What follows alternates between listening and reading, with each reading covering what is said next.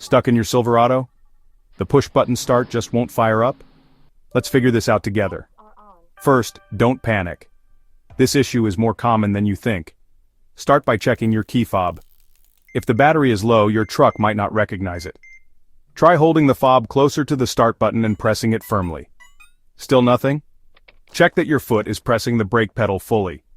No brake, no start. Also, make sure your Silverado is in park mode. If it still won't start, look for dashboard warning lights. You might see messages like no remote detected or key not recognized. This usually means the fob battery is dead or there's interference. Move away from strong electronics or other key fobs. Last tip, if the fob battery is totally dead, most Silverados let you push the start button with the fob itself. Just press the end of the fob to the button. If it starts, replace the fob battery soon. Still stuck? It could be a blown fuse or a starter issue.